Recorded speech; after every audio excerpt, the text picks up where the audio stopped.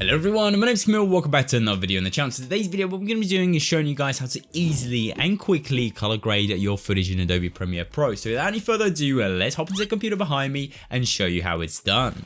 So first things first that you guys want to do is open up Premiere Pro and actually just edit your project. In today's video, I'm not going to be working off an edited project, I'm just going to be editing a clip from a film that I worked on a little while ago called The Box.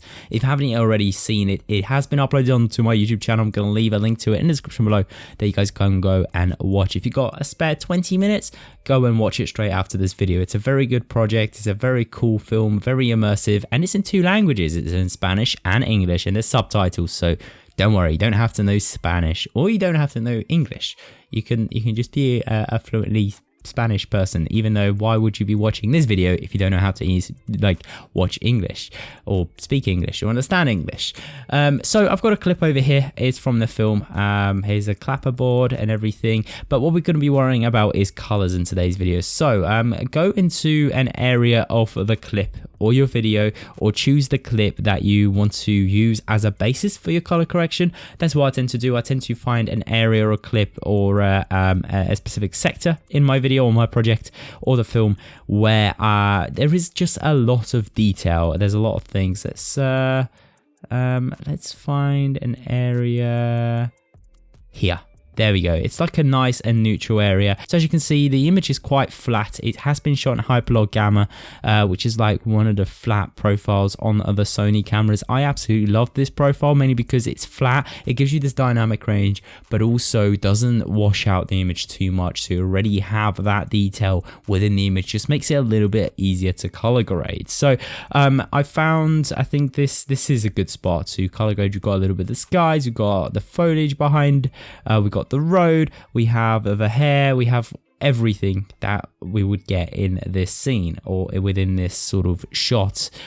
So next thing that you always want to do is go into the color tab. Once you've opened up the color tab, another tab will open up called a Lumetri color. This is what Premiere Pro uses in order to color grade your footage. Obviously there are some plugins, especially when you're using Premiere Pro on the Mac. There's a plugin called Color Grade. I haven't used it yet, but I'm very, very curious and I really want to use it. And apparently it's coming to Windows very, very shortly. So once it does come to Windows, I will definitely be doing a tutorial on that.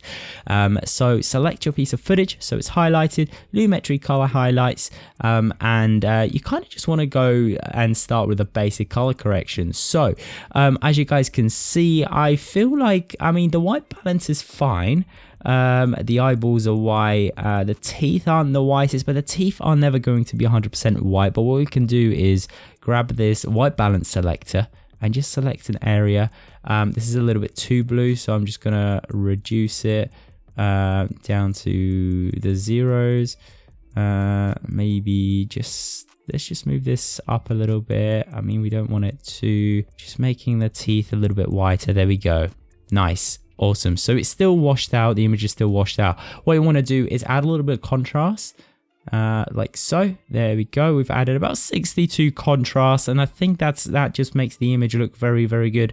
If we undo this, there's already a big difference within the image. We have the contrast between the colors, between the textures and shadows and the highlights. And talking about highlights, let's play around with the highlights now. So if we just bring the highlights up just a tiny bit, just to get a little bit of that highlights on the face, this light over here, get this light detail.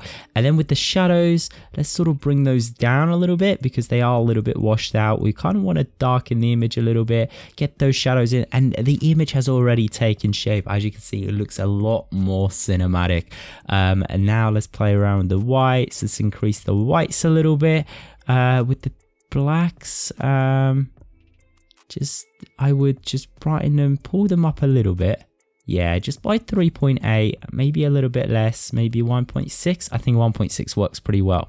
And just by doing this, you have taken your footage from it looking flat to actually having detail and just depth within the image. So if we go without, everything looks really, really flat. And if we select this or basic correction, everything looks detailed. And in theory, for some specific work, you can actually just leave this like that if this is what you're after. on your film, and this is the look that you're after, and you can just leave it like that and it'll look absolutely amazing cinematic. We are going to go that one step further, and we're going to go into the creative tab, and we're going to play around the vibrance and the saturation and the tints, and just to show you what Premiere Pro is capable of. So over here you can actually choose a LUT if you would like to choose a LUT. I don't typically choose LUTs, mainly because they tend to destroy images. Whenever I color grade, I just color grade from scratch, and that is my LUT. I color grade one piece of footage for a scene or one clip, and then I just copy and paste the same settings over and over again from one clip to another, and then just make fine-tune adjustments in order for those clips to look similar in between the cuts. So what we're going to do is sharpen the image a little bit. So just over here, just a little bit of sharpen. It just gives that image that little bit of oomph, a little bit of texture, especially on the hair and the detail like this blood over here. It just gives that it just kind of separates it just a tiny bit. You can't really see that much of the sharpening, but it does separate it a little bit. And now when it comes to vibrance, and there we go, if we increase it just a tiny bit by up to 37, you have the skin tones. It's subtle increases, but by doing those subtle increases, you're given that extra details, especially when you're going to be watching this on the big screen. You're going to get that detail, and the color grading that I'm doing right now is going to be a lot different from the color grading that's actually been done on the film, mainly because I wasn't the official editor for the film or the color grader. I didn't do the color grading for the film, but let's sort of we can increase the saturation. I feel like if we do increase the saturation, it's going to be a bit too colorful, so I'm just going to leave saturation how it is because it does suit the scene. I do like this sort of washed out look to it, not having too much saturation to the image. I'm actually going to turn the vibrance down a little bit, and as you can see, there we go. It's looking great. It's looking great. Let's play around with the shadows and tints. Can we add a little bit of a shadow? Let's add a little bit of a blue. I think a blue would work really good for this scene. I know a lot of blues were used for this scene in general in the shadows in the actual film, in the actual edit. So add a little bit of blue over here, maybe a little bit orange in the highlights. Yeah, no, I think if we add a little bit more blues in the highlights as well, it really pulls this image together. But at the same time, does it? Do we really need it? I think somewhere around here would be good. We have a little bit of that tint going. You can see it in the hair over here, a little bit of blues in the background. I think I like this. I like this balance and tint balance. Let's play around with this. Let's go more on the blue side, so let's just more on this side, like 17.8. I think 17.8 works pretty well. Now going back to the curves over here, the curves is basically your contrast, and you can play around with the colors as well. So let's try the whites. Let's see. I think if we just curve it just a tiny bit like so, there we go, just darkening the image a little bit, and just increasing the highlights by just making a subtle S. There we go. I really like this detail. It really sort of gives this really contrasty look. Let's play around with the reds, because we do have quite a lot of reds, especially the skin tones and whatnot.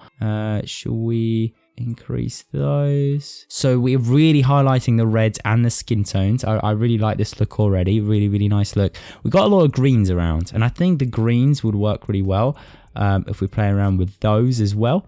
So let's increase, or actually decrease them over here, and once again do a little bit of an S. I think we might just leave the greens how they are. Actually, I might just decrease them just a tiny bit because they're a little bit overpowering. Yeah, like so. And let's play around the blues. I think the image looks good how it is right now, with the detail without touching the blues or the greens when it comes to the curves.